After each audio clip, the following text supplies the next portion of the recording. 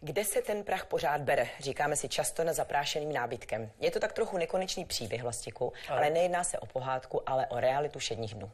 Vše nám k tomu řekne náš dnešní host, inženýrka Vendula Jiránková. Vendulko, dobrý den, vítejte. Dobrý den. Vendulko, kde se ten prach pořád bere? Přiletěl k nám v ovzduší. Čím menší a lehčí ty prachové částice jsou, tím delší cestu k nám mohly urazit a tím déle trvá, než se usadí na nějakém povrchu.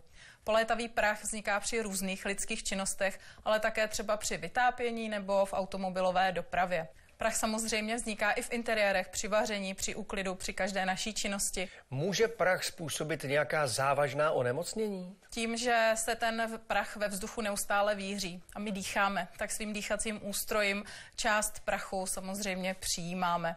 V prachu mohou být obsaženy též bakterie a viry, mezi nimi i ty infekční, které způsobují záněty horních cest dýchacích, což jsou nejčastější onemocnění v dětském věku. A většinou nás ani nenapadne, že je to prach, který může za naši častou bolest hlavy, únavu anebo oslabenou imunitu. Jak se můžeme tohoto prachu zbavit, odstranit ho, co pro to můžu udělat? Pořídit si kvalitní čističku vzduchu Ionic Care, která ze vzduchu odstraní až 96% všech polétavých nečistot, o kterých jsem hovořila, takže teď jenom zrekapituluji. Je to prach, jsou to bakterie, viry, jsou to spory plísní, teď bohužel už i pilové alergeny a také výpary z úklidových prostředků, z kosmetiky a v mnoha domácnostech bohužel i cigaretový kouř. Jak tahle čistička funguje? Všechny nečistoty čistička nasaje a zůstanou pevně zachycené na jejím filtru. Filtr stačí přibližně jednou za týden z čističky vytáhnout, otřít vlhkým ubrouskem a tím je připravený pro další použití. My tu použité filtry máme a je na nich krásně vidět znečištění. Vendulko, každý ten filtr vypadá ale zaprášeně úplně jinak. To proto, že byly v zapnutých čističkách v různých domácnostech. Já se ve své profesi denně a už dlouhodobě zabývám kvalitou vzduchu v interiérech a provedli jsme si i některá svoje vlastní měření. A opakovaně se potvrdilo, že to složení nečistot ve vzduchu není všude stejné, ale liší se region od regionu a domácnost od domácnosti. Záleží na tom, v jaké oblasti žijete, ale vypovídá též o vašich zvicích a životním stylu.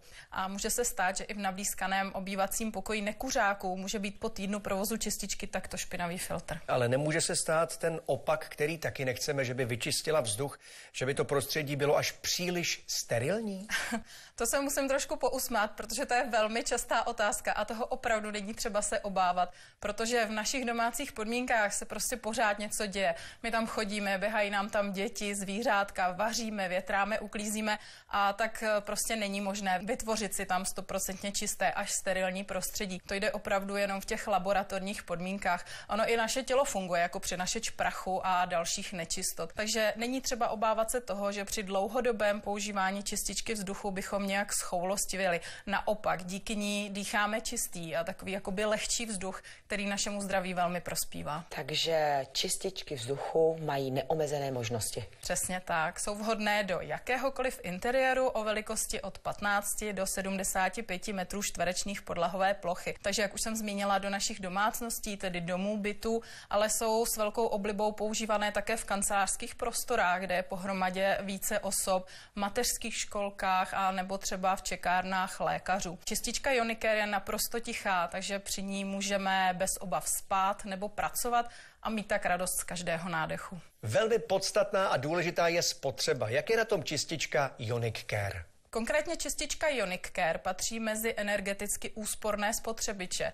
Její spotřeba je maximálně 8 W, což je mezi čističkami vzduchu bezkonkurenčně nízká spotřeba. V jakých barvách si můžeme čističku vzduchu Ionic Care pořídit? Ve všech, které tady vidíte, tedy v dekoru dřeva, v barvě stříbrné, v barvě perleťově bílé a též černé. Kolik stojí jedna čistička Ionic Care? Cena čističky v barvě černé, stříbrné a perleťově bílé je 3690 korun. Cena čističky v tom našem krásném dekoru dřeva je 3990 korun. A každý, kdo v objednávce uvede dnešní heslo pohádka, získá ještě dárek dle vlastního výběru. Objednávat je možné na našich webových stránkách www.ionic-care.cz a samozřejmě též na objednací lince 800 112 111. Vendulko, děkujeme za návštěvu ve studiu, ať se vám daří a ať je náš vzduch správně čistý. Mějte se dobře, nashledanou. Nashledanou.